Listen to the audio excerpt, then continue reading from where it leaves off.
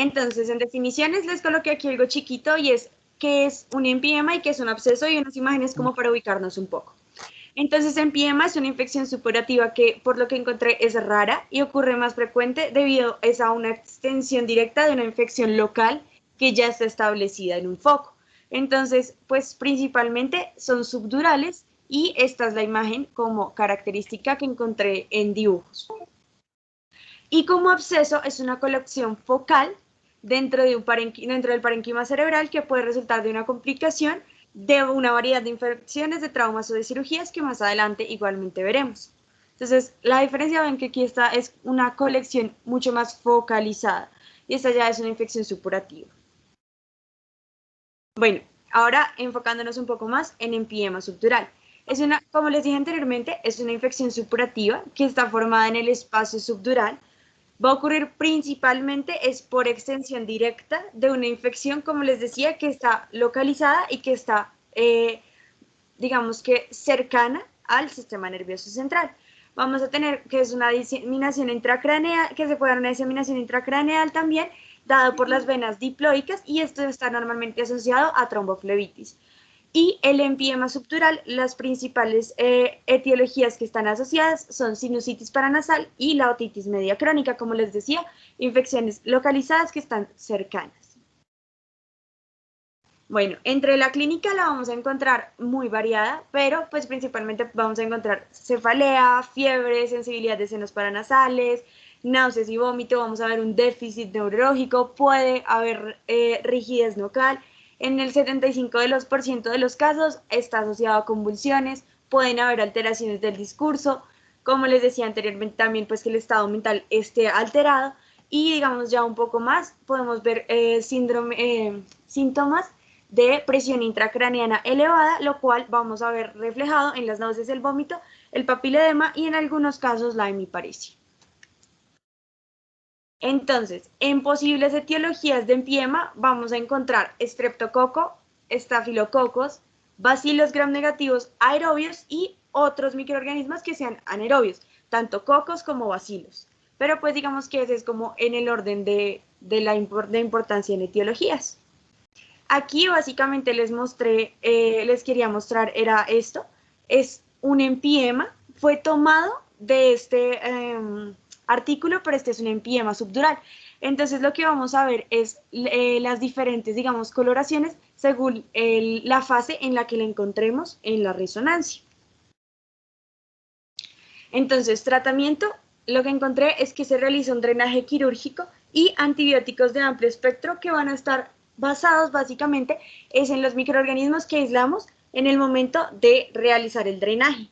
Y el del pronóstico se ha encontrado en diferentes estudios que su tasa de mortalidad puede alcanzar el 25% si no se atiende correctamente o aún atendiéndolo correctamente y dependiendo del manejo y las secuelas pueden generarse secuelas neurológicas graves hasta en un 20%. Y si está asociado a trombosis del seno venoso o a un absceso cerebral, porque pueden estar apareciendo en conjunto, esto nos va a dar un mal pronóstico del empiema. Ahora, pasando a absceso cerebral. Entonces, el absceso cerebral es una entidad que va a afectar directamente el parenquima cerebral, lo que les decía es focal y básicamente es de material purulento. ¿Qué vamos a encontrar ahí? Vamos a ver neutrófilos y tejido necrótico, bueno, lo que encontraríamos, pero neutrófilos obviamente tanto completos como ya destrozados, porque pues por la infección. Y es resultado de una infección contigua, algo parecido a lo que pasaba en el anterior, pero aquí también vamos a tener una característica de diseminación hematógena microbiana y puede ser causada por bacterias, por micobacterias, por hongos y también por parásitos. Decía ahí que va a iniciar con unos síntomas como de una cerebritis, que es como la fase inicial, y posteriormente esta infección se va a encapsular y va a generarse el absceso cerebral. Dice que en epidemiología que la mayoría son supratentoriales y pueden ser tanto únicos como múltiples. Entonces encontré como una pequeña clasificación de abscesos y los clasificaban en 3 y es básicamente por su forma de diseminación. Entonces está por contigüidad y ahí vamos a tener básicamente 4 situaciones o 4 enfermedades, digamos, infecciones relacionadas. Y son la infección de senos paranasales o de estructuras óticas, como les decía anteriormente, una otitis media crónica o pues una sinusitis en senos paranasales, pues más que nada. Segundo, una infección odontogénica, también por contigüidad.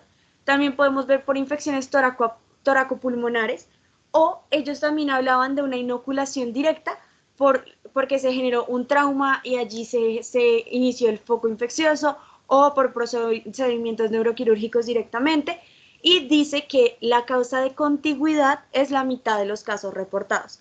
La segunda forma de diseminación es vía hematógena, que básicamente después llega por sangre, por una sepsis o una infección, digamos, en otro punto, pero llega por vía hematógena, y de allí encontramos un tercio de los casos reportados, y por etiología desconocida vamos a encontrar los casos restantes. Aquí básicamente les traje un cuadro, es como de la condición predisponente y los patógenos más comúnmente asociados. Entonces, por ejemplo, si es un paciente que venía con una otitis media o una mastoiditis, que lo que hizo fue por contigüidad diseminarse, pues vamos a encontrar más fácilmente. Son cocos y pues más que nada, si ustedes ven ahí, estos son microorganismos gram positivos o bueno, las enterobacterias. En sinusitis también vamos a encontrar estreptococos, enterobacterias, hemófilos, y aquí ya entra otro pequeño, otra pequeña estrella, y es Staph aureus. En infecciones dentales también podemos encontrar fusobacteria, Prevotella, que ya es como de la flora propia. Por inoculación directa, entonces Staph, enterobacterias, streptococos, clostridium, por infecciones pulmonares. Entonces básicamente ahí hablaban mucho era de los abscesos y de los empiemas pulmonares, que son como los que estaban más relacionados en cuanto a lo toracopulmonar, de actinomyces, streptococos, bacteroides. En endocarditis, las estrellas son aureus y streptococo, de diferentes grupos, principalmente piógenes. En enfermedades congénitas del corazón podemos encontrar estreptococcus y hemófilos, y de los que les decía que era de origen desconocido, puede ser estreptococos, staph, hemófilos y algunos microorganismos que llaman anaerobios fastidiosos. Se llaman fastidiosos básicamente es porque su cultivo es muy complicado. Entonces, enfermedades predisponentes tenemos, ellos lo dividen en varias, entonces lo que yo les decía ahorita, como otitis media, mastoiditis, las cardíacas, entonces si hay tetralogía de Fallot, persistencia de agujero oval, si hay endocarditis. También podemos encontrarlos en infartos y tumores cerebrales, en procedimientos neuroquirúrgicos, en el tracto sinusal dérmico, por sepsis, en pacientes con inmunodepresión y por mecanismo desconocido. Entonces, bueno, la fisiopatología la dividí también según el mecanismo de diseminación. Entonces, si es por contigüidad, lo que vamos a ver es que la infección va a penetrar por extensión directa, y esto lo que va a generar es una tromboflebitis asociada a las venas piales y a las venas de los senos. Inicia como una cerebritis, que es básicamente encontrar los infiltrados perivasculares y bastante, digamos, abundancia de neutrófilos en el parénquima cerebral. Después de esto vamos a ver que se genera un exudado purulento, que es el tejido cerebral necrótico y los neutrófilos que están viables, pero también los neutrófilos necróticos, como les comentaba anteriormente. Después, esto lo que va a hacer es que se va a generar una interfase entre los unos y los otros, y se va a generar un tejido de granulación entre el tejido sano y el tejido necrótico. Allí se va a encapsular, se va a generar una cápsula fibrosa de contenido purulento que va a estar dependiente de la virulencia del microorganismo y del estado inmunitario del individuo. Los microorganismos que vamos a encontrar más virulentos causan las lesiones de mayor tamaño, mayor necrosis, ependimitis temprana y un mayor grado de inflamación externa a la cápsula del colágeno. Entonces, aquí continuando con lo mismo, lo que se va a generar son lesiones localizadas, y normalmente se encuentran en la unión entre la sustancia blanca y la sustancia gris, y allí lo que hablaba es que se generan unos microinfartos que generan daño a la barrera hematocefálica, por lo que les comentaba anteriormente de la fisiopatología. Entonces decía que usualmente se dan abscesos múltiples y que más comúnmente suelen estar ubicados en la distribución de la arteria cerebral media.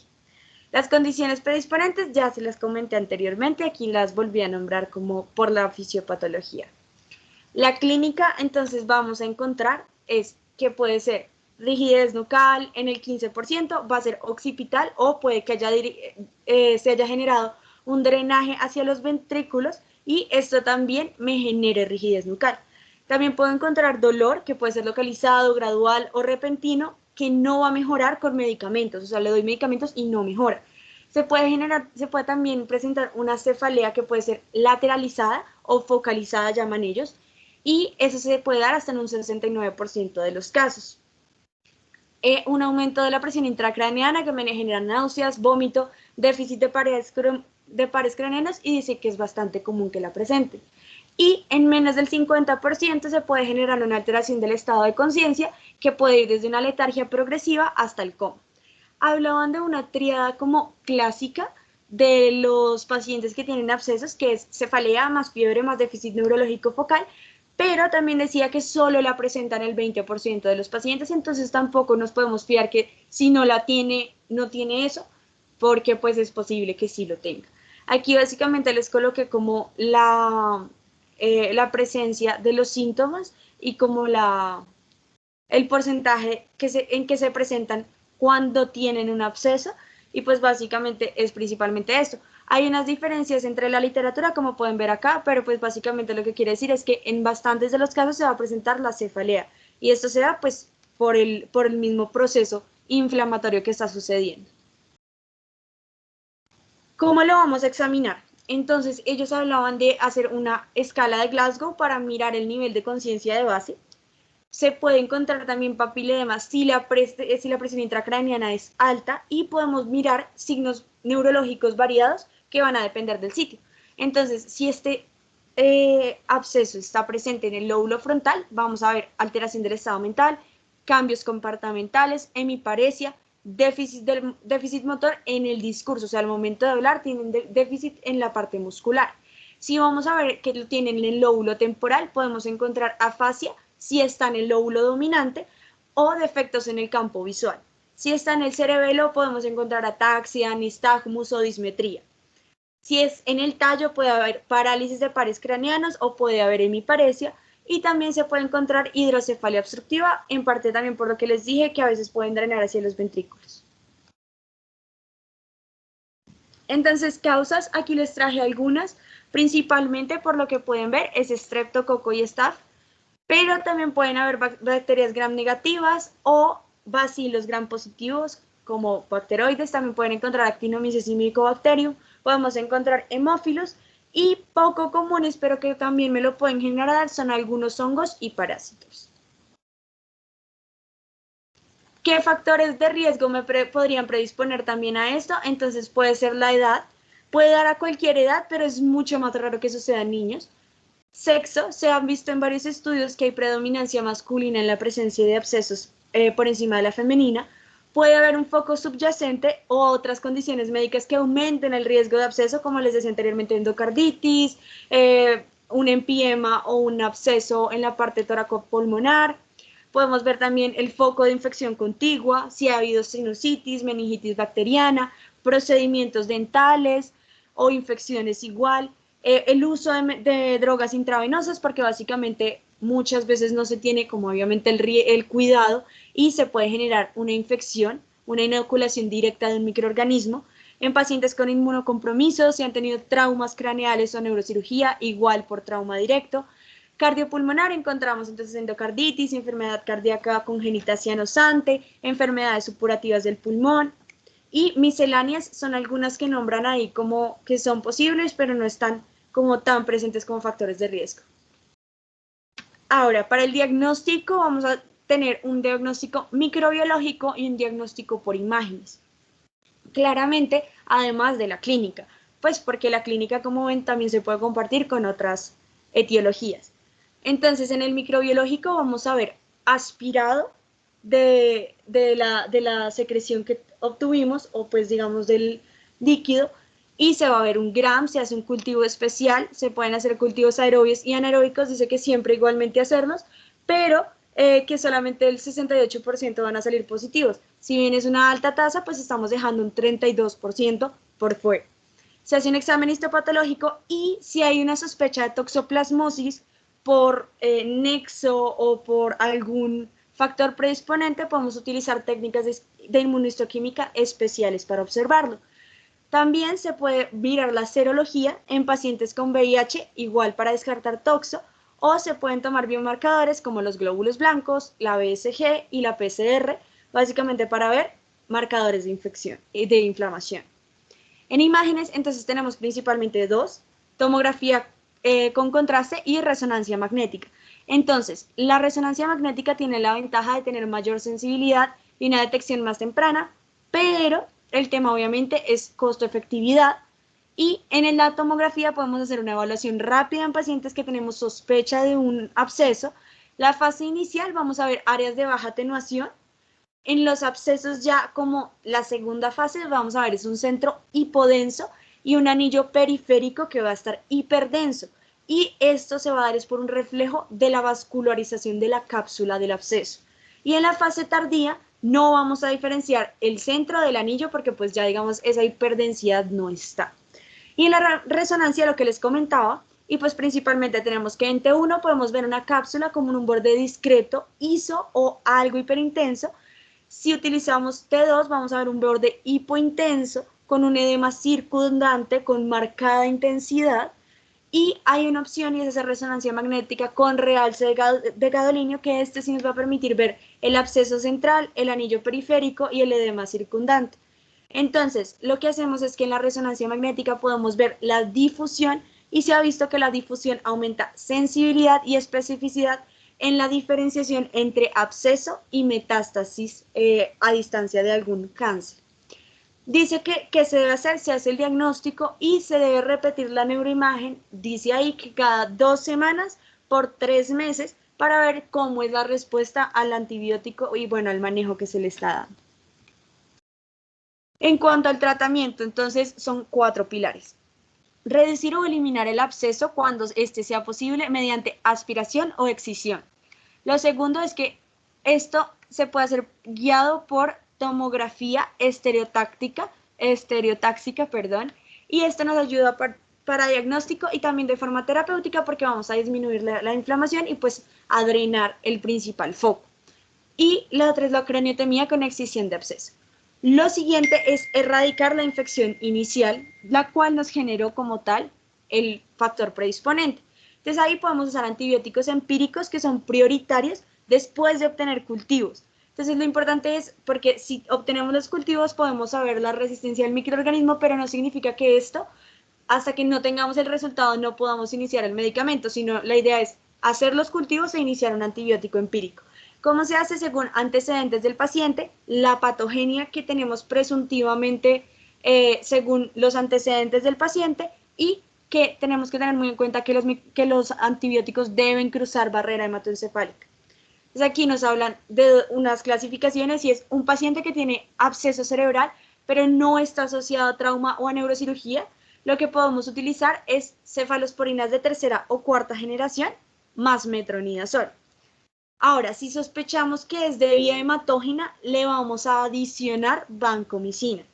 Si los pacientes son inmunosuprimidos, debemos también adicionar voriconazol y trimetoprim sulfa por la posibilidad de toxoplasma y de algunos microorganismos oportunistas que pueden generarnos también afecciones a este nivel. El absceso cerebral que sí está asociado a trauma o a neurocirugía, la idea es utilizar vancomicina más cefepime o meropenem para realizar un mayor cubrimiento. En pacientes que tienen VIH, entonces, si hay un realce múltiple del anillo, vamos a utilizar además sulfadiazina más ácido fólico. Este se debe continuar por 6 semanas posterior a la resolución de los síntomas. Y en cuanto a los anteriores manejos, lo que hacemos es que son 6 semanas, si solo es cerebritis y o se realizó el drenaje de absceso. Si no, lo que se hace es que puede ser 8 semanas en abscesos encapsulados, abscesos no drenados, múltiples o loculados en pacientes que están inmunocomprometidos. Ahora, complicaciones, podemos tener ruptura del absceso, entonces esto nos puede generar ventriculitis, lo cual va a desencadenar en una hidrocefalia obstructiva, o puede haber un empeoramiento del estado neurológico. Y la ruptura lo que me puede generar también es un aumento de la presión intracraneana, generándome una hernia amigdalina. Y bueno, creo que todos sabemos que las complicaciones no son bastante agradables.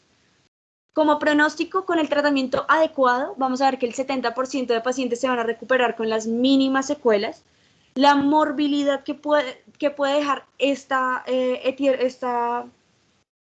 enfermedad son convulsiones, déficit motor, discapacidad cognitiva y o comportamental, más que nada pensando en qué punto fue que se generó la afección. Y es fatal en el 10% de los casos. Y aquí pues les cité las referencias que fueron las que utilicé para esta charla.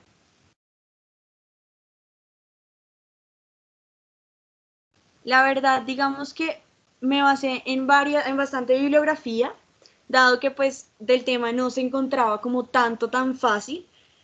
Habían bastantes enfoques o digamos, ya nos decía como tal cuáles son las dosis a las cuales los debemos usar, cuál es el manejo como tal y la técnica que se debe utilizar, pero considero que pues digamos al nivel en el que estamos, lo principal a abordar eran estas diapositivas que se presentaron. Muchas gracias a todos pues por asistir. No sé si tienen dudas, comentarios. Vane. Yo tengo preguntas, no sé si... Por favor, Nico, adelante. Vale, Pau. Bueno, lo primero es, no sé qué utilidad tenga la radiografía en estos casos, como, pues digamos que muchas veces uno se encuentra, por ejemplo, en un rural, donde, digamos, el acceso a un ATAC o una resonancia magnética es complicado. No sé si la utilidad de la radiografía en estos casos. Ok, muy poca, muy poca. Digamos que para cuando ustedes están en el ámbito rural y y tienen un paciente que tiene un cuadro clínico difícil, los tips para sospechar un absceso cerebral son los siguientes. Uno, un síndrome tóxico. Entonces, es un paciente que tiene, ustedes lo ven claramente enfermo.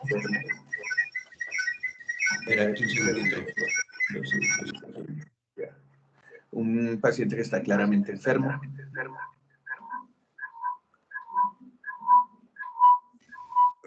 Espérate, yo apago esto.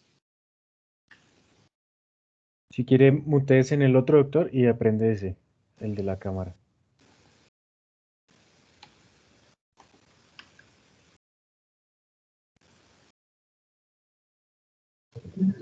Muteese, un nuevo verbo. Ajá, el mutese. Listo. Ahí Sí, está señor. mejor. Listo.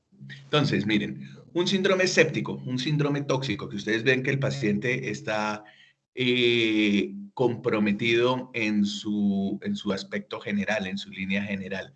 Dos, un síndrome de hipertensión endocraneana, o sea, el paciente tiene cefalea, alteración del estado de conciencia, aumento de la presión arterial, bradicardia relativa, y si le pueden hacer un fondo de ojo es posible, aunque no necesariamente siempre va a suceder, que le vean un papiledema, pero un síndrome de hipertensión endocraneana aguda. Y tres, un síndrome de focalización neurológica, cualquiera que sea, pues un síndrome piramidal, si el absceso es frontal, un síndrome frontal, un síndrome parietal. Entonces, si ustedes tienen esos tres elementos, pueden sospechar la presencia de un absceso cerebral. La radiografía simple de cráneo no les va a servir para nada. Yo les cuento que yo tuve en mi año rural un paciente con esas características y yo pensé que lo que él debería tener era un absceso cerebral porque tenía un síndrome de hipertensión endocraniana, estaba frontalizado, estaba muy tóxico, tenía una fiebre muy alta, muy difícil de controlar y tenía un antecedente de una faringoamigdalitis unos días atrás. Yo lo mandé a hospitalizar y el chino desafortunadamente convulsionó en el trayecto a su sitio de remisión y estuvo en muy malas condiciones generales. Pero es la única manera que ustedes pueden sospechar. Yo creo que una radiografía simple de cráneo efectivamente no sirve para nada, tienen que apoyarse en la clínica. Y si tienen esa sospecha, pues un hemograma que les muestre una leucocitosis muy elevada y una velocidad de sedimentación globular elevada les va a ayudar a confirmar el diagnóstico para que hagan la remisión, digamos, lo más rápido posible. Fíjense en lo que Gracias, acaba doctor. de comentarles el doctor Uriza. Él les habló de síndromes. El síndrome tóxico, el síndrome de hipertensión endocraneal, alguna focalización. Y esa es la importancia por la que nosotros hemos querido en estos meses repasar con ustedes los síndromes, porque esos síndromes, valga la redundancia, son los que los van a orientar a ustedes en un diagnóstico. Porque pues sí, sabemos que en muchos centros rurales no hay acceso a tomografía, pero conociendo los síndromes neurológicos, ustedes pueden detectar signos de alarma y remitir al paciente. Las radiografías de cráneo, lamentablemente, yo creo que son contadas con la mano y nos sobra de dedos las cosas para las que hoy en día nos sirven. ¿Sí? Antes yo bromeaba diciendo que servían para abrir puertas, pero ya ni para eso porque ahora son digitales. Realmente su utilidad es muy, muy, muy, muy poca. Y pues para una patología cerebral, la tomografía viene a ser como un electrocardiograma para el cardiólogo, pero la parte clínica siempre predomina y eso es lo que los debe orientar y los debe guiar hacia la toma de decisiones. Listo. Les quiero mostrar, porque pues la descripción que hizo María Paula fue muy buena, pero yo entiendo que por el tiempo que ella estuvo preparando la charla, de pronto no alcanzó a buscar unas imágenes. Les quiero mostrar unas imágenes de pacientes con abscesos cerebrales para que vean que encaja perfectamente con la descripción que ella hizo. Miren, aquí tenemos una imagen de resonancia magnética contrastada del cerebro y tenemos una lesión parietal posterior izquierda. Miren la que es redondeada, que tiene un halo o un anillo hiperintenso que capta muy bien el medio de contraste, que lo pueden ustedes ver aquí, y que tiene un fondo muy hipointenso que usualmente es necrótico. Estas son características casi patognomónicas de un absceso cerebral, porque el diagnóstico diferencial es una metástasis cerebral y también puede ser una metástasis abscedada y puede haber otro tipo de cosas. Miren un detalle adicional que les voy a mostrar y es la cantidad de edema cerebral que hay alrededor del absceso. Prácticamente, miren ustedes, prácticamente todo el lóbulo occipital y medio lóbulo parietal están hipointensos por la presencia de edema cerebral. Esta es una característica que comparten metástasis y abscesos cerebrales. Generan un edema cerebral violento, tenaz. Ahora aquí tenemos una imagen de TAC cerebral simple a la izquierda, contrastado a la derecha, de un absceso cerebral. Miren ustedes que en el TAC cerebral simple uno puede adivinar la imagen redondeada y puede ver el halo hiperintenso. Puede ver uno aquí el halito hiperintenso que rodea la lesión. Y de nuevo el edema vasogénico que rodea la misma. Al administrar el medio de contraste, miren cómo realza en el anillo periférico, que es una característica muy clara de los abscesos. Miren que este anillo, si bien tiene unas irregularidades ahí dentro de la lesión, realmente es un anillo que es delgado y que es muy homogéneo a lo largo de toda la lesión. Cuando uno tiene metástasis o cuando uno tiene ocasionalmente glioblastomas, uno no va a ver esto tan regular. Usualmente lo ve bastante irregular. Entonces es lo que le puede uno ayudar a diferenciar desde el punto de vista de imagen la presencia de un absceso cerebral con una metástasis. Y obviamente el cuadro clínico es muy diferente. Acuérdense que si es un absceso cerebral en una fase de estas, siempre el paciente va a estar con un cuadro tóxico severamente manifiesto. Aquí tenemos una nueva imagen de TAC cerebral simple, donde ven ustedes la violencia del edema cerebral. Es prácticamente todo el hemisferio derecho y el frontal izquierdo tienen áreas hipodensas, porque esto es un TAC, tienen áreas hipodensas de edema cerebral y prácticamente todo el cerebro está edematizado y alrededor del absceso, que es con captación de anillo, pues ustedes pueden ver que hay todavía más edema, el edema es todavía mucho más pronunciado. Finalmente, les quiero mostrar esta imagen que parece un absceso, pero no es un absceso, porque tiene las mismas características, es redondeado, capta el contraste, pero si ustedes lo ven bien, está entre los dos hemisferios, aunque claro, está de predominio hacia el lado derecho, pero está entre los dos hemisferios y está realmente localizado en la cisura interhemisférica. Entonces, esto es un empiema subdural, de lo que nos había hablado María Paula al comienzo. Esto es un empiema subdural. Los empiemas subdurales son enfermedades infecciosas muy raras. La sospecha clínica es prácticamente imposible porque el cuadro clínico es indistinguible del de un absceso cerebral. La imagen es la que nos hace la diferencia, pero resulta que el pronóstico de un empiema subdural es mucho peor en comparación con el pronóstico de un absceso cerebral. Los pacientes de un empiema subdural tienen un altísimo riesgo de mortalidad.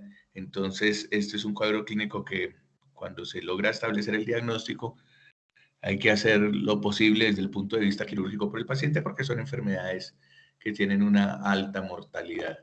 Entonces, pues nada, esto era lo que yo les quería compartir en 2 segunditos como un complemento para la excelente presentación que hizo María Paula. No sé si tengan alguna pregunta adicional o un comentario adicional. Doctor, yo también quería hacerle una pregunta.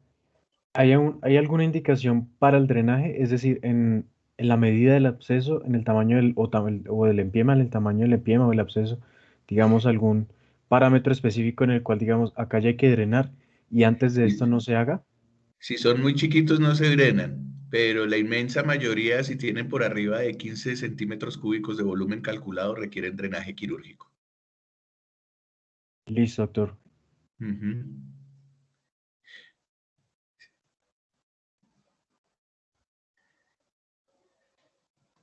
Y ¿Listo, muchachos? le quería hacer una última pregunta. ¿Qué utilidad tiene también la punción lumbar en estos casos? Digamos que es bien importante esta pregunta porque el cuadro clínico de un absceso cerebral se puede parecer mucho al de una meningitis bacteriana aguda. Por eso les estaba recalcando, y también lo hizo la doctora Vanessa con muy buen tino, les hizo el énfasis en que deben hacer los diagnósticos sindromáticos. Entonces vamos a explicarnos. Resulta que si ustedes tienen un paciente que tiene un cuadro tóxico, un cuadro neurológico que puede tener probablemente un síndrome meningio, y ustedes piensan que la punción lumbar les va a ayudar con el diagnóstico, si normalmente es una meningitis, ustedes deberían hacerle una punción lumbar. Pero si el paciente tiene un síndrome de hipertensión endocraniana y ustedes le hacen una punción lumbar, están sometiendo a ese paciente a un riesgo de herniación cerebral. Por eso es tan importante el examen neurológico y establecer el diagnóstico sindromático. Digamos, ustedes están en un sitio alejados, sospechan que el paciente tiene un cuadro tóxico de origen sistema nervioso central, puede ser una meningitis, puede ser un absceso cerebral, y ustedes piensan con muy buen criterio que una punción lumbar podría servirles para aclarar el diagnóstico.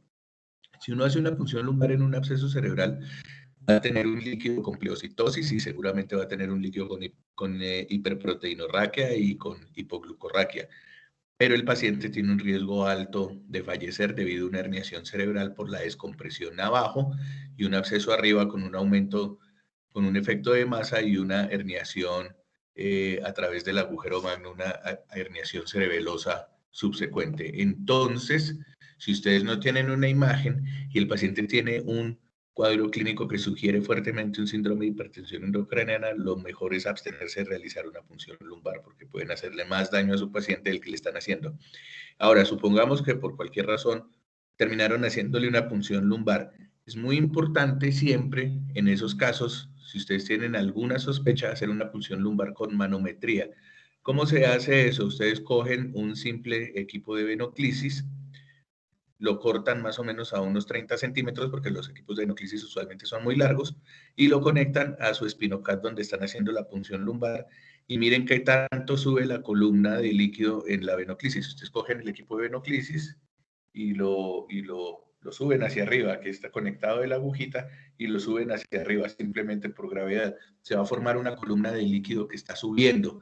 Si esa columna sube por arriba de 15 centímetros de distancia desde la columna hacia arriba, si tiene arriba de 15 centímetros el paciente está con hipertensión, no le saquen más líquido, mandan a citoquímico únicamente lo que tienen dentro de la venoclisis y sacan su aguja para que el paciente no esté sometido a un riesgo de herniación.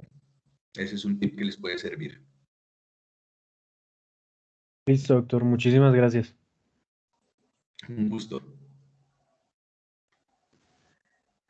Bueno, muchas gracias. Espero que hayan aprovechado mucho la presentación los que estuvieron presentes. Para los que no vinieron, un jalón de orejas, por favor, porque es una, como dijo María Paula, es un grupo de interés. El interés se demuestra y pues hay que apoyar el esfuerzo de sus compañeros que se toman su tiempo para hacer su investigación y hacer sus presentaciones. Así que esto es una labor de todos. Un jaloncito de orejas para los que no asistieron. ¿Listo? Doctor, y Sí, muchas doctor. gracias a usted Muchas por gracias. el apoyo y por toda la bibliografía y pues sí el apoyo en la presentación. Doctora, también muchas gracias a ambos por haber asistido, por resolvernos todas las dudas y bueno, la verdad creo que aprendimos algo nuevo hoy también. Sí, y los felicito porque es la primera reunión donde preguntan bastante, entonces eso me gusta mucho. Los felicito, fue muy buena revisión, María Paula. Muchas gracias, doctora. Me alegro que les hubiese gustado. Está muy bien, vale. Que estén muy bien, buena noche, Dios los bendiga. Igual, buenas noches a Hasta todos. luego, gracias.